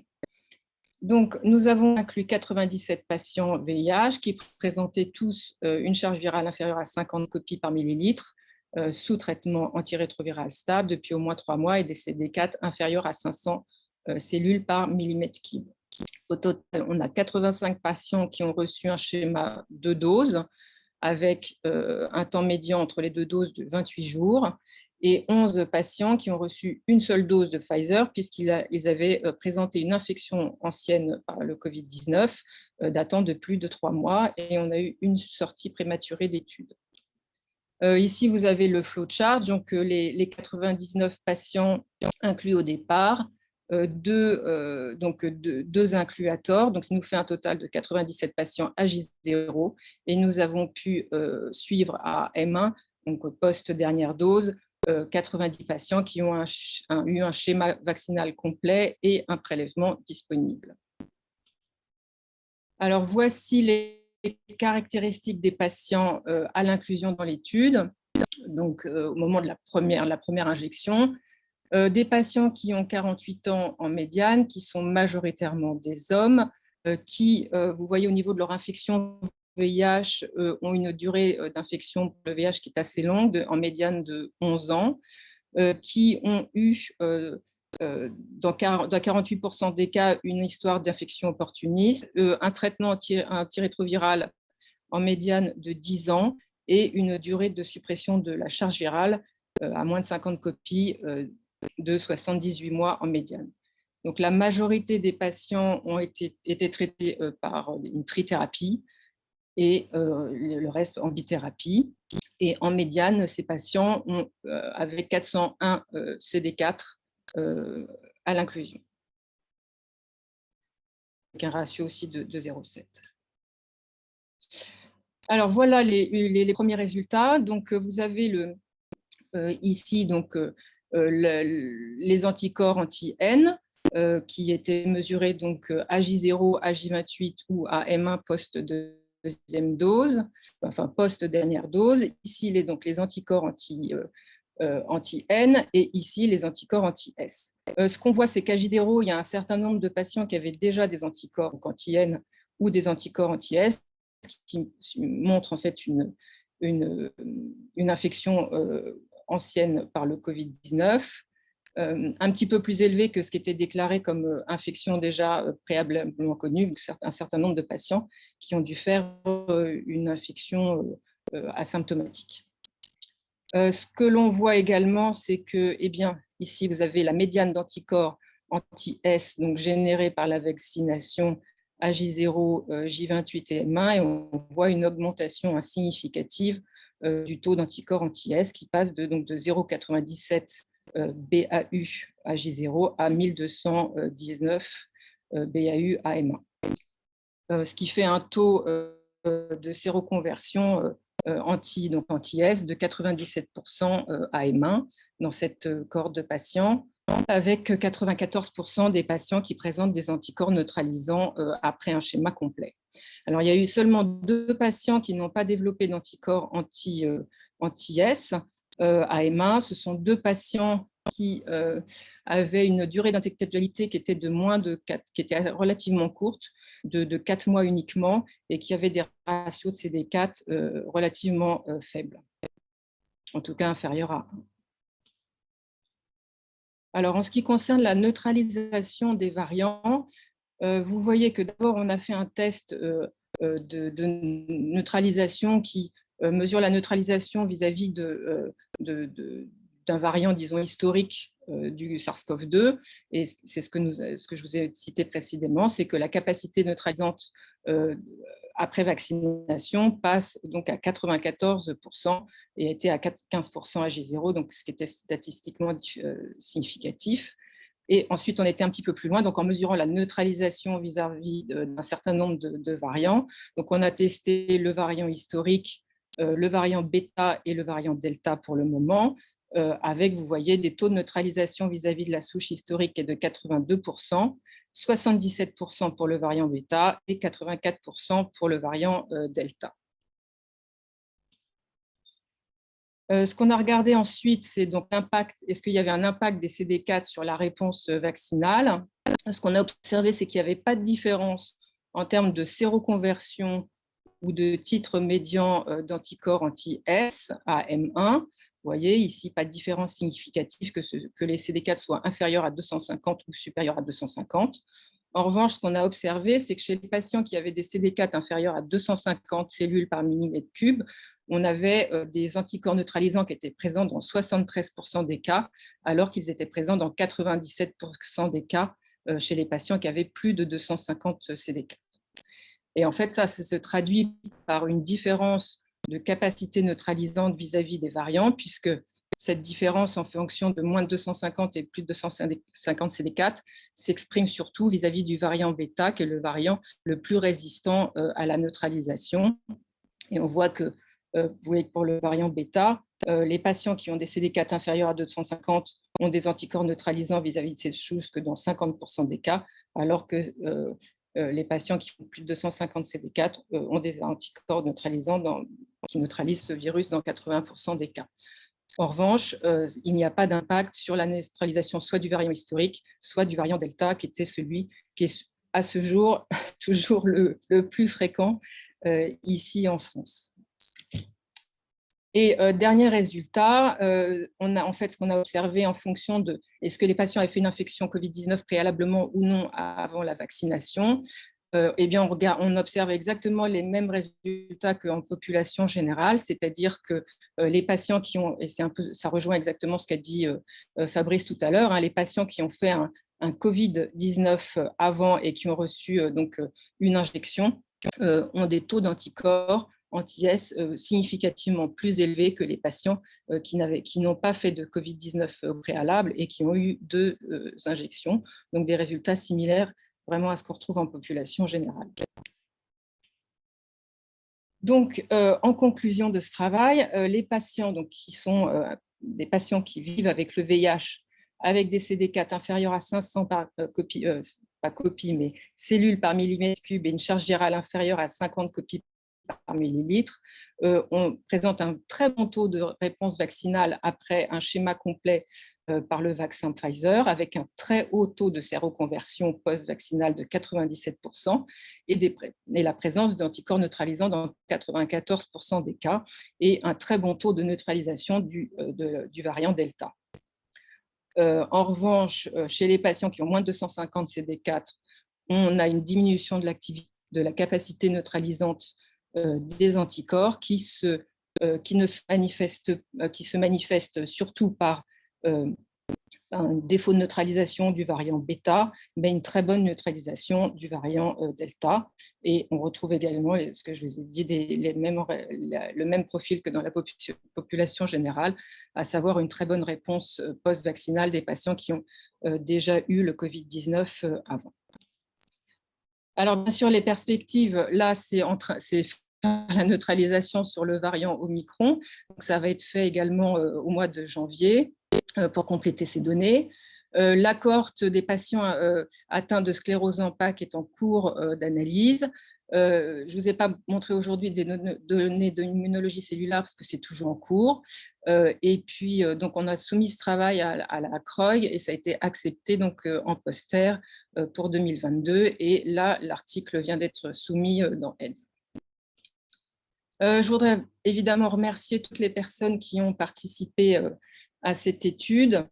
Ça a été un gros travail de mise en place de ces cohortes avec une collaboration entre le laboratoire de virologie, évidemment, et ici les services de maladies infectieuses du GH Sorbonne Université, que je voudrais vraiment remercier parce qu'ils ont énormément participé à l'inclusion des patients pour la cohorte VIH et évidemment remercier l'URC de la Pitié avec Lisa Belin et Noémie Simon qui ont réalisé la partie méthodo de cette étude et le service de biothérapie de la Pitié qui est en train de réaliser donc, toute la partie immunologie cellulaire. Terminée, cette étude a été donc, financée par la PHP et on a obtenu également un financement de Roche pour compléter les analyses immunologiques. Voilà, je vous remercie beaucoup de votre attention. Merci beaucoup Anne-Geneviève de ces résultats très intéressants. Alors, tu as plusieurs questions. Une question qui est sur le rôle de l'âge. Est-ce qu'on a des informations sur le rôle de l'âge dans la réponse? Oui, dans la réponse. Alors je vais commencer à répondre et puis si Lisa ou Noémie veulent compléter. L'objectif, là, ce n'est pas tant de déterminer des facteurs qui sont associés à la réponse post-vaccinale parce que c'est une cohorte de 97 patients, donc je ne suis pas sûre qu'on puisse aller regarder des facteurs associés à la réponse, mais peut-être que voilà, ils peuvent compléter. Alors, effectivement, je suis d'accord avec toi, on est sur des cohortes de petite taille, donc ça risque d'être compliqué de regarder le rôle de l'âge. Ça ne faisait pas partie des analyses en sous-groupe qu'on avait prévues initialement dans le protocole, à l'inverse du rôle du CD4 qu'on avait initialement planifié pour aller regarder justement les réponses en fonction du niveau de CD4. Merci. Une question de Fabrice sur la décroissance des titres, en particulier de neutralisants après 1 mois, et est-ce qu'on a prévu un suivi plus long en Oui, Covivac? on a prévu donc un suivi à 6 mois et à 12 mois de ces patients. Donc oui, on aura des données longitudinales sur la décroissance des anticorps au cours du temps. Mais il faudra prendre en compte également le fait que certains patients auront eu peut-être un rappel vaccinal, mais c'est noté dans le CRF, donc on aura l'information. Merci Anne-Geneviève. Eh bien, il n'y a pas d'autres questions. C'était très clair. Je vais remercier du coup l'ensemble des orateurs et puis je vais passer la parole à Olivier Robineau pour la table ronde qui a pour thématique cette fois-ci le Covid long.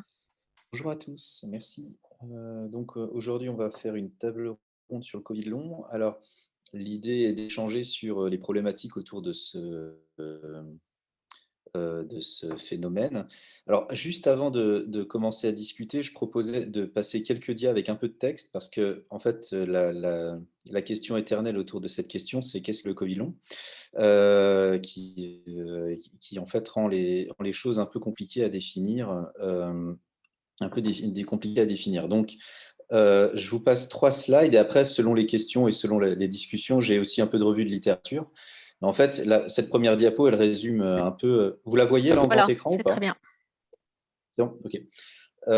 En fait, j'ai mis les 3 questions, c'est définition de ça, de cet état, l'épidémiologie de cet état et les hypothèses physiopathologiques. Donc, on peut vous dire qu'il n'y a pas grand-chose de clairement très solide encore à l'heure actuelle. Et je mets toujours cette photo quand je fais une présentation qui est issue d'une lettre du BMJ.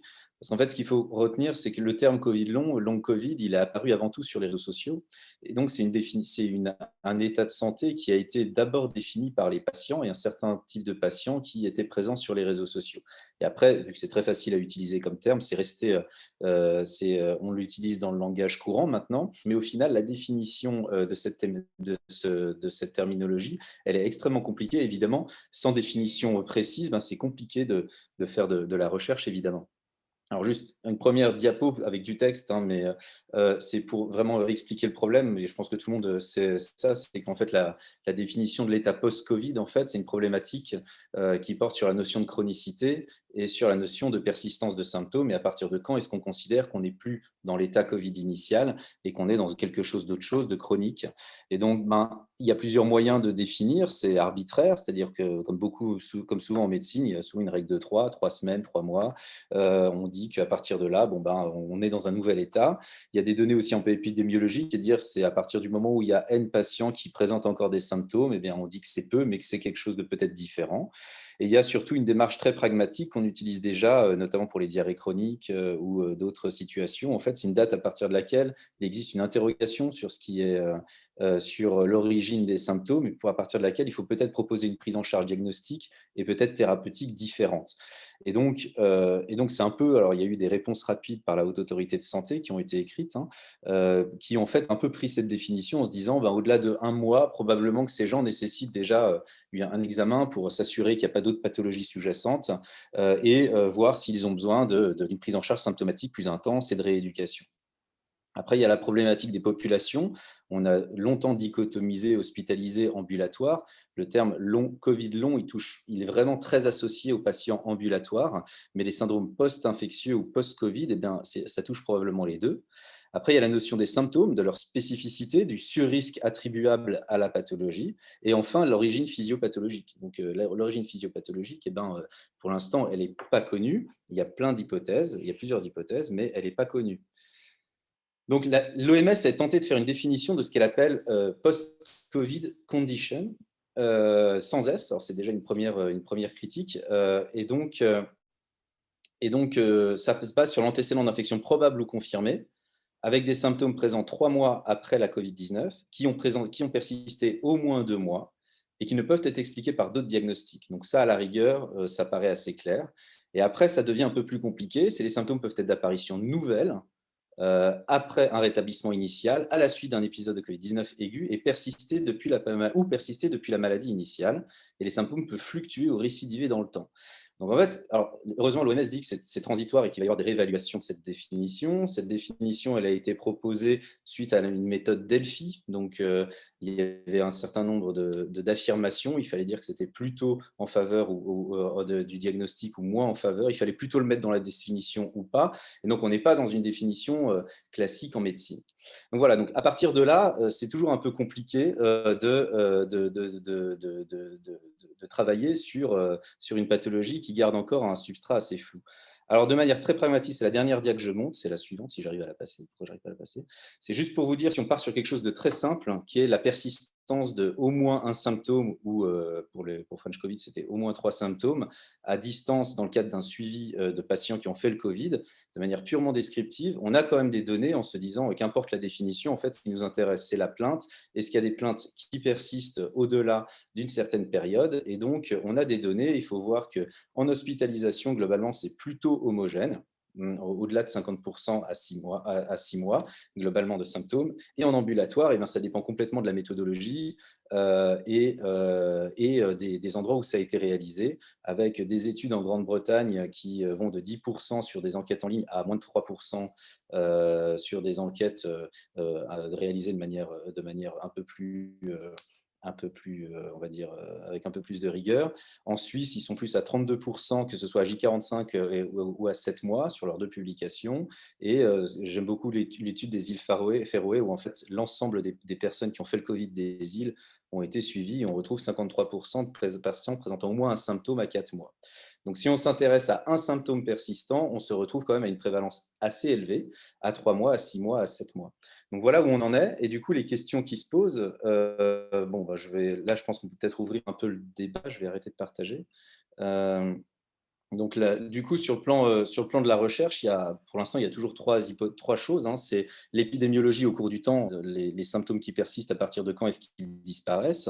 L'autre question, c'est est-ce que ces symptômes peuvent disparaître? Est-ce que ces symptômes sont vraiment spécifiques de cet état post-Covid ou est-ce qu'on est plus dans un syndrome post-infectieux général? Et la troisième question, on va dire plutôt sur le versant épidémiologique, c'est la modélisation de cela, combien de temps ça va durer et quel est l'impact sur le plan médico-économique, la consommation du soin, la qualité de vie. Donc voilà, en fait, tout cela, pour l'instant, il n'y a pas grand-chose. J'ai un peu de biblios pour répondre un peu aux questions ou aux remarques qui vont avoir lieu maintenant.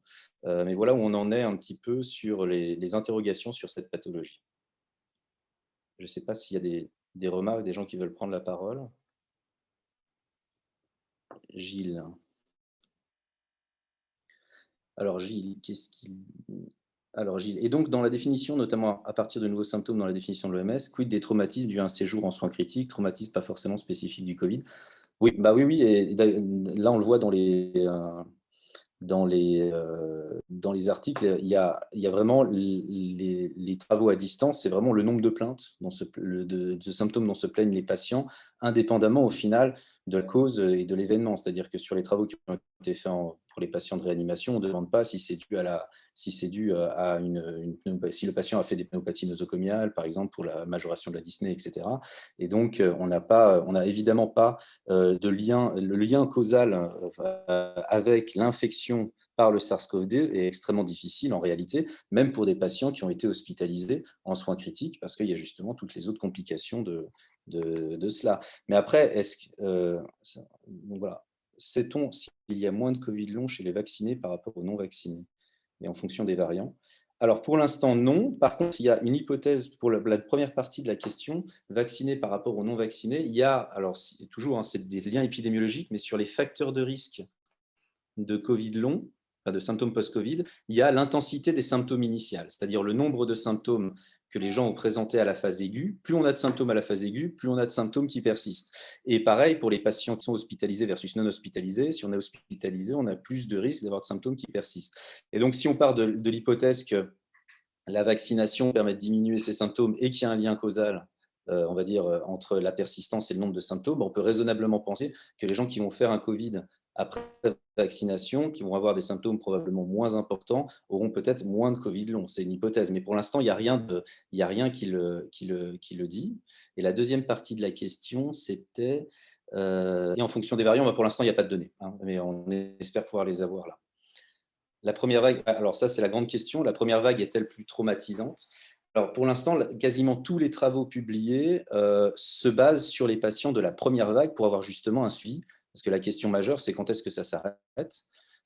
Et donc la plupart des travaux sont faits sur les patients première vague. Donc pour l'instant, on n'a pas de comparatif entre les différentes vagues. Et ça souligne, le problème, c'est que ça souligne deux questions. C'est un, les variants qui n'étaient pas les mêmes. Si on est sur l'hypothèse, on va dire, organique, avec une physiopathologie liée au virus, mais qui se mélange en fait à l'hypothèse avec une composante psychologique, qui est la première vague était peut-être plus traumatisante que les suivantes. Et donc, sont deux variables qui sont à prendre en compte pour analyser ces données.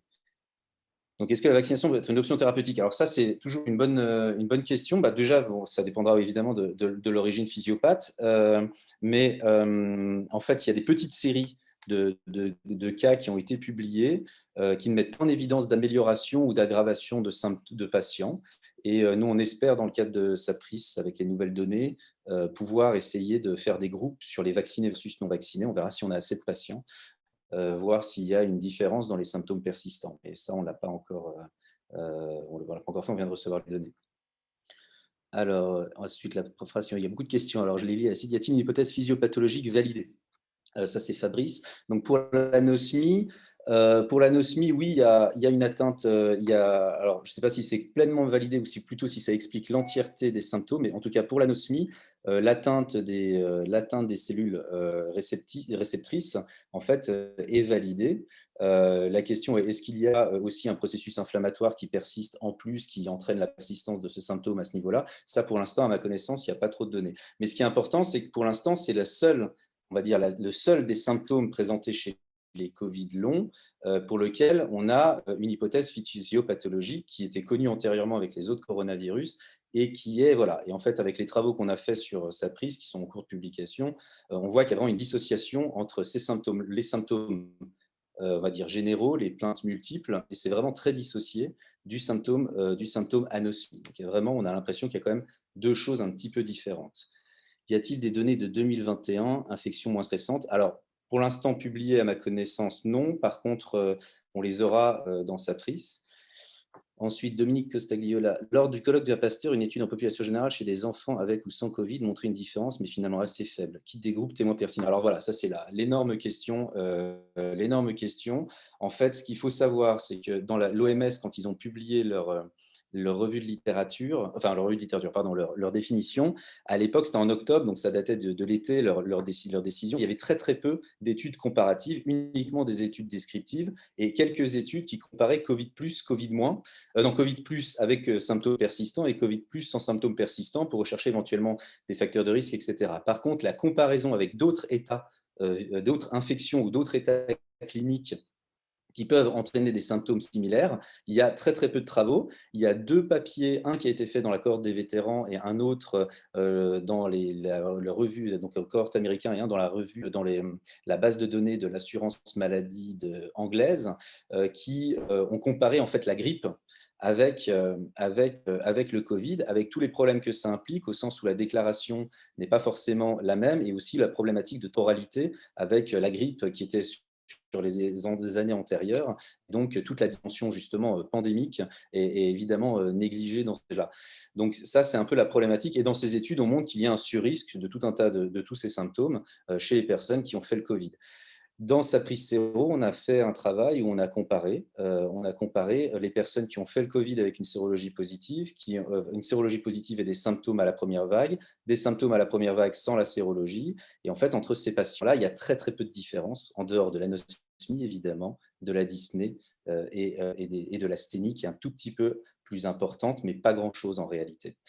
Donc, en effet, c'est probablement que le Covid, ça c'est une hypothèse qui paraît quand même assez raisonnable, c'est de dire que ces symptômes, on est dans un symptôme post-infectieux, mais qui est peut-être pas si spécifique que ça de l'infection initiale. Alors, la question suivante, Lambert, quelle est la durée moyenne de ces Covid longs? Pour l'instant, il y en a beaucoup qui... Alors, c'est une vraie question. On va dire que La durée moyenne, on ne l'a pas encore parce qu'il y a quand même encore beaucoup de patients comme on dit, hein, selon les études, la grande variabilité selon les études, on voit à 6 mois, les diagnostics, la prévalence est entre 3% et 35% en population générale. Donc la durée moyenne des symptômes, elle est un peu difficile à évaluer. En tout cas, ce qu'il y a de sûr, c'est qu'à 6 mois, le nombre de personnes qui se plaignent encore de symptômes est quand même au moins supérieur à 5%. Et donc voilà, je peux pas, ça, on n'a pas vraiment cela. La présence de signes inflammatoires sur les IRM chez certains patients Covid est-elle confirmée? Alors ça, c'est une sacrée question parce qu'il y a eu il y a quelques articles qui ont été publiés. Le problème de ces articles, c'est l'absence toujours de groupes comparatifs qui sont vraiment comparables. C'est-à-dire qu'on peut imaginer que quand on compare des gens des gens qui ont fait le Covid à des individus parfaitement sains, on peut imaginer qu'on trouve des problématiques, des anomalies, quels que soient en fait les examens. Et ce qui est intéressant, c'est de voir les gens qui sont à peu près similaires. Donc peut-être comparer des individus avec, par exemple, une fatigue chronique ou un post-infectieux, il y a une autre infection. Et ça, pour l'instant, il y a rien. Il y a des travaux en cours sur la fatigue chronique, comparer en fait les TEP scanners de fatigue chronique et atteintes cérébrales. Après, il y a certaines atteintes cérébrales qui s'entendent bien, c'est-à-dire qu'il y a des tracés fonctionnels sur le trajet de l'olfaction qui paraissent assez logiques chez des gens qui ont des problèmes d'anosmie. Mais après, pour expliquer l'ensemble des symptômes sur les imageries fonctionnelles que l'on a, on a beaucoup de mal à le faire. Et l'autre question, quand on pose la question aux médecins nucléaires, c'est qu'est-ce que signifie vraiment au final cette absence, on parle souvent d'hypométabolisme. En fait, ils ont du mal à nous dire si c'est dû à une diminution du fonctionnel, une diminution fonctionnelle liée à une mort cellulaire, ou si c'est uniquement une sous-utilisation ou une non-utilisation. Donc ça, c'est un peu compliqué. Y a-t-il des pistes thérapeutiques? Alors ça, c'est une question, toujours parce que la physiopathologie, on ne l'a pas trop. Donc, si on regarde la physiopathe, on va dire qu'il y a 3 hypothèses qui s'opposent, mais en fait qui ne s'opposent pas vraiment parce qu'elles peuvent tout à fait être complémentaires. Bon, la première, c'est toujours l'histoire de la persistance virale. Il y a en effet eu des publications sur des personnes qui ont eu des virus qui persistaient plusieurs mois après leur infection, immunodéprimés comme non immunodéprimés, mais ça a été retrouvé chez très peu de patients, donc on peut imaginer que ce n'est pas le phénomène qui explique les symptômes. Après, il y a la persistance d'une inflammation liée à l'épisode infectieux initial. Et donc, on peut imaginer qu'il y ait une partie de la physiopathologie qui soit due à cela. Et en fait, le problème, c'est que tous les marqueurs standards, pour l'instant, il n'y a pas de données qui mettent en évidence qu'elles sont augmentées. Il y avait eu initialement une suspicion de pathologie auto-immune, mais au final, on a l'impression que le Covid ne déclenche pas plus, voire même peut-être moins de pathologies, n'est moins associée de pathologies dysautonomiques, auto-immunes que d'autres infections comme la grippe, etc. Et donc, pourquoi pas, mais là, ça nécessite vraiment de la recherche fondamentale plus importante. Il y a eu un travail tout récent sur 70 patients hospitalisés, mais mild, avec un peu de sévérité, qui montrait quand même des anomalies lymphocytaires et de sécrétion de marqueurs lymphocytaires. Et donc, la dernière hypothèse qui n'est absolument pas, et c'est vraiment le débat, je ne sais pas si vous avez suivi, mais il y a eu sur les réseaux sociaux, beaucoup de débats autour d'un article qui a été publié par l'équipe sur la notion de croyance, et il y a eu un raccourci qui a été fait vers, au final, ça veut dire que tous ces gens n'ont pas de symptômes et c'est dans leur tête, ce qui est déjà en fait une pathologie, et donc c'est des troubles fonctionnels. Et les troubles fonctionnels, eh bien, c'est une hypothèse qui est tout à fait valide pour un certain nombre de symptômes. Et de toute façon, je pense qu'on ne se trompe pas en travaillant sur les troubles fonctionnels, étant donné que c'est quand même commun à peu près toutes les pathologies chroniques. Et donc, même si ça n'explique pas tout, ça explique probablement au moins une partie. Donc, les pistes thérapeutiques, pour l'instant, il n'y en a pas beaucoup. Il y a quelques patients qui ont des symptômes qui ressemblent un peu à ce qu'on appelle le syndrome d'activation mastocytaire. Il y en a quelques-uns qui ont été suivis, notamment à Necker, avec, on a l'impression, mais pour l'instant, il n'y a rien de randomisé, et rien de solide, qui montre en fait qu'il y a peut-être un sous-groupe de patients qui est peut-être dans ce cadre-là. Donc voilà, donc ça souligne vraiment l'hypothèse qu'il y a probablement une mosaïque de patients, peut-être avec différentes hypothèses physiopathes, que le trouble fonctionnel n'est pas du tout quelque chose d'exclusif avec le reste, mais à mon avis indispensable à étudier au minimum en parallèle. Voilà, donc ça fait beaucoup de questions, je parlais très vite. Moi, du coup, j'ai une question pour. Il y a des prises en charge spécifiques. Alors oui, alors du coup, exactement, oui, c'est ça, c'est ce que dit Fabrice, hein, il y a des prises en charge spécifiques qui ont l'air assez efficaces, notamment le travail qui est fait au niveau de l'Hôtel-Dieu par Brigitte Ranck et Cédric Lemogne. On fait aussi, il y a beaucoup d'hôpitaux qui ont commencé à faire des choses un peu similaires, qui consistent en fait à une prise en charge holistique, ce qui répond en fait aux conférences de consensus, enfin la réponse rapide de la HAS, qui consiste en fait à prendre les patients sur en fait 4 piliers que sont l'information sur ce qu'on sait, parce que ça déjà c'est important pour le patient, la recherche en fait de pathologies, des compensations de pathologies sous-jacentes, l'explication de la pathologie, la remise à l'exercice physique et le soutien psychologique. Et donc, quand on arrive à coordonner ce genre de choses, on a quand même des bons résultats. Là, ça reste empirique pour l'instant. L'autre intuition qu'on a, c'est que ces patients, si on les prend, le plus vite on les prend en charge, et ben le mieux ils évoluent, ce qui est une logique assez, enfin c'est une palissade quasiment en médecine, mais globalement, tout ce qui est rééducation, le plus vite c'est commencé, ben, le mieux les gens récupèrent. Et du coup, on a beaucoup de problèmes avec les patients de la première vague. Alors, est-ce que c'est uniquement dû au retard prise en charge ou est-ce qu'il y a aussi la notion psychologique ou est-ce qu'il y a un effet physiopathologique autre, inflammatoire qui persiste chez certaines de ces personnes? Je ne sais pas. Mais dans tous les cas, on a l'impression qu'on a plus de mal avec les patients de première vague qui arrivent tardivement qu'avec des gens de troisième ou quatrième vague qui semblent, vu qu'ils sont pris plus tôt, on a l'impression que ça va mieux. Mais ça reste très empirique. La question là, qui se pose pour moi, c'est la modélisation déjà de qu'est-ce qu'on peut modéliser sur ces données, sur ces symptômes, sur le nombre de personnes que l'on peut imaginer atteintes. Donc ça pose la question des symptômes directement attribuables à l'état Covid-19. Ça pose aussi la question de quels symptômes s'intéresser et aussi, surtout, pourquoi. Parce qu'en fait, une fatigue, il y a des fatigues, les gens vont se sentir fatigués, vont continuer à travailler, et d'autres qui vont avoir besoin d'une prise en charge holistique, comme c'est développé.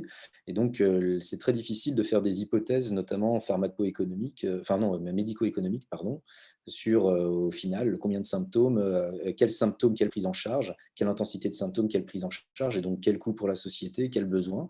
Ça, c'est quand même extrêmement compliqué à modéliser. Et donc, il y a beaucoup.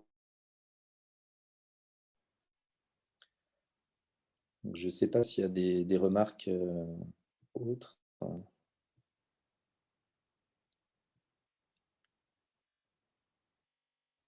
Sur la prise en charge. Donc là, il y a l'appel à projet ANRS qui est en cours de première. Il y a eu un premier appel à projet qui s'est clôturé et les dossiers sont en cours d'arbitrage là en fin de semaine. Donc, on verra qu'est-ce qui sera financé avec des projets qui vont dans à peu près tous les domaines, hein, physiopathe, psychologie et épidémio également. Et donc, il y aura un deuxième appel d'offres sur cette thématique, parce que celle-là a été faite vraiment de manière très, très rapide, avec un calendrier très court. Il est probable qu'un certain nombre de dossiers nécessitent maturation entre les deux périodes, et puis qu'il y aura une ouverture à d'autres projets ensuite, lors de la deuxième. Voilà. Alors, je peux évoquer Copper en quelques mots, oui, Fabrice. Alors, Copper, en fait, c'est un projet. Alors, je vais mettre une dia. Je vais partager l'écran. Copper, en fait, donc avec Fabrice, c'est une histoire qui remonte à longtemps, on avait voulu créer une plateforme pour attendez, voilà, elle est là. Créer une plateforme pour étudier en fait le Covid. Et donc, là, vous avez en fait Sapris, le déroulé de Sapris, et vous voyez la diapo entière, ou c'est bon? Ouais. Il y a une diapo, là, déroulé des études Covid long dans Copper. OK. Et donc,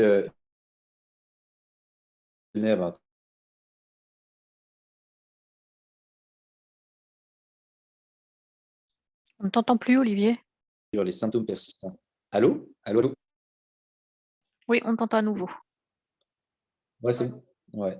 Donc, symptômes.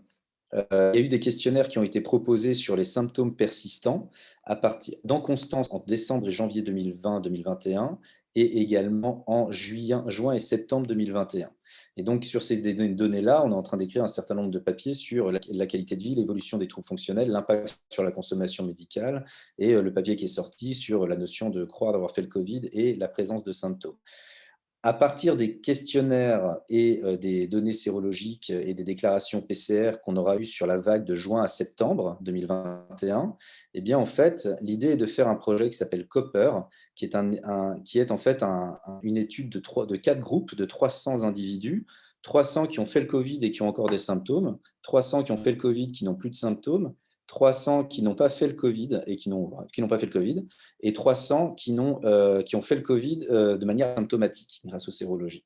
Et ces patients-là vont avoir une batterie à domicile, vont avoir une visite à domicile par une infirmière qui va leur faire prélever du sang, qui va leur faire passer un certain nombre de questionnaires. Ils vont également avoir des auto-questionnaires de qualité de vie, charge de troubles fonctionnels, etc. Et les prélèvements vont être étudiés par l'équipe notamment de Jean-Daniel Lelièvre sur le plan inflammatoire, pour pouvoir comparer ces groupes de patients, de participants plutôt, pour voir s'il y a des différences entre les différents états cliniques que l'on a décidé d'explorer. Donc ça, c'est en cours. Ça a été compliqué sur le plan, on va dire, administratif, implémentation, etc., etc. Et donc, on a enfin un prestataire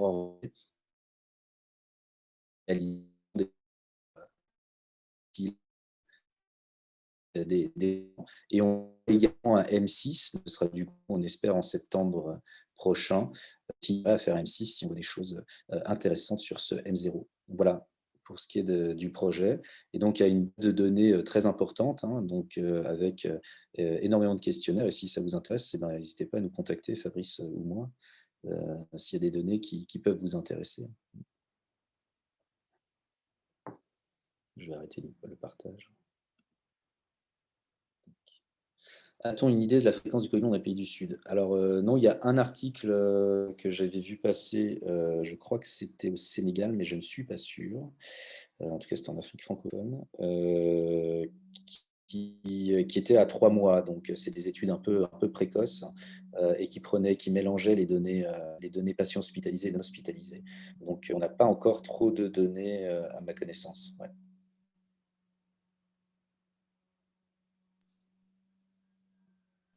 Eh bien, merci beaucoup pour cette table ronde vraiment très intéressante sur le Covid long. On voit qu'il y a encore beaucoup d'inconnus. Et s'il n'y a pas d'autres questions, je vais tous vous souhaiter d'excellentes fêtes de fin d'année. Prenez bien soin de vous. Je ne sais pas, Fabrice, si tu veux rajouter un mot. J'allais dire exactement la même chose que toi, c'est-à-dire bonne fête de fin d'année à tous. Merci de votre participation. Il y aura bien sûr un séminaire 6 des recherches Covid de l'IPLESP, et puis peut-être même d'autres séminaires sur d'autres recherches en dehors des recherches Covid dans l'année 2022. Mais en attendant, très bonne fête de fin d'année. Merci Florence d'avoir animé. Une main de maître. Merci à tous.